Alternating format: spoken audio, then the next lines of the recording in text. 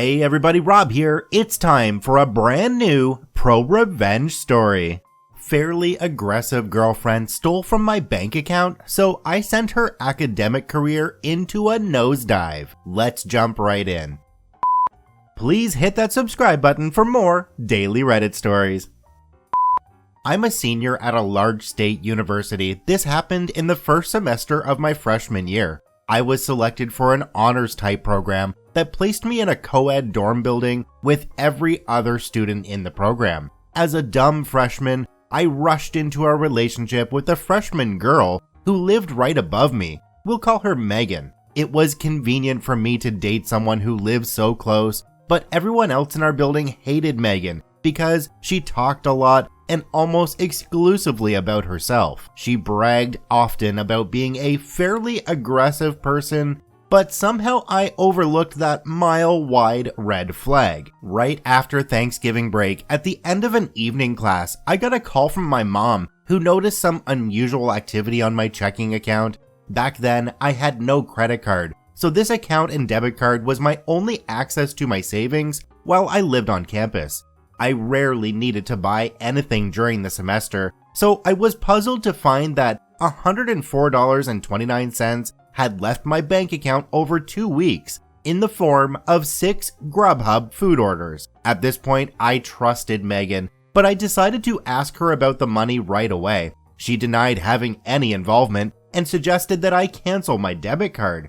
After a really long phone call to the bank, I did just that. Next, I reached out to Grubhub customer service on Twitter. Hey, my card was stolen and used for food orders on these dates. Can I have the receipts? They sent me the first and last receipts, but they had to redact the personal info of the account holder. I say redact in quotes because they just used the Snapchat draw tool and Megan's name was still clearly visible on both receipts. What's more, the most recent receipt was only 2 hours old. She was probably still eating when I chopped up my debit card. It's worth noting that she and I both had unlimited dining plans paid for by our respective parents, and we lived 500 feet from the nearest dining hall. She didn't need to order food, and she definitely didn't need my money to do it. So I texted her again. I have the receipts from Grubhub. Are you sure you didn't make those orders?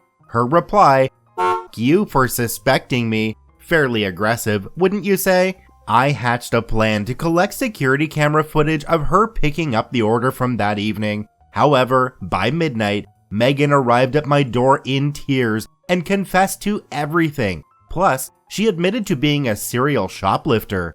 Exhausted, I sent her away and decided to deal with everything in the morning. By the next day, everyone in our building seemed to know what was going down. Probably because Megan had already begun broadcasting her version of the story. I sent Megan a breakup text and decided that the $104.29 was a loss. At least I escaped unscathed, right? Well, less than 2 days later, she entered my room when I wasn't looking. I was sitting at my desk when I noticed her standing silently behind me. "Give me my stuff. Where's my stuff?" "What stuff?" "You know." I did not know. She tore through the room, looking for something that she refused to identify. Just as quick as she came, she was gone. And I locked the door because obviously this wasn't over yet. Within a minute she was back. She stood outside my door, knocking and demanding I let her back inside. The knocking quickly got more violent. She started shouting, "I know you're in there," and "Open the mother door." Mind that we lived in this building with students in our program who all know each other, and all of them could hear her. Pretty quickly, Megan was rattling the handle of my door. Next, she began throwing herself at it, shoulder first, trying to break it down. I lived next door to my RA, but judging by the lack of any intervention, he was elsewhere. So I whipped out my phone and texted him to send backup. Meanwhile, I saw my heavy wooden door bending and buckling. I even heard it crack a bit. My RA was on duty in another building, so he sent 3 of his colleagues to de-escalate the situation. They brought Megan downstairs, where she revealed that the stuff she wanted was just the t-shirt and keychain that she gave me for my birthday. Whatever, I let her have those. I still just wanted this to be over. However, once I shared my story with the resident life staff, they filed university paperwork to place a no contact order between me and Megan. They also recommended I contact the campus police, who then told me I should get my stolen money back in small claims court. I couldn't even get there without a car or money to pay for an Uber. Sorry, Judge Judy. At the request of the campus police, I also contacted the Title IX office at my school, sending them the story of everything you've read so far. They were interested, to say the least, although I didn't want any trouble. I just wanted a clean breakup and a fresh start. But a Title IX representative informed me that they were bringing 3 misconduct charges against Megan: theft, threatening and violent behavior, and inciting an intervention by university staff. The representative asked me to serve as a witness in Megan's disciplinary hearing the next semester. I tentatively agreed, right before the representative sent me the hearing date for February 14th, Valentine's Day. I thought it was a joke, but they really did that. When the day of the hearing finally arrived, the no contact order was still in effect, but a few of my friends had kept tabs on Megan. For starters, she failed all of her classes in the fall. Someone in my math course confessed that Megan had tried to sleep with him while she was dating me, and he had to repeatedly tell her no. Even worse, Megan kept telling a twisted version of the whole story to try and turn my friends against me. So when I found out that she had found a new boyfriend, it felt good to know that the V-Day disciplinary hearing ruined whatever evening plans they might have made. I arrived alone at the disciplinary board office, unsure what to expect. The board consisted of grad students, and the hearing was expected to run into the night. Unlike me, Megan did not come alone. She brought both of her parents as character witnesses. That wasn't even a thing here. This wasn't a real courtroom, as you'll soon see.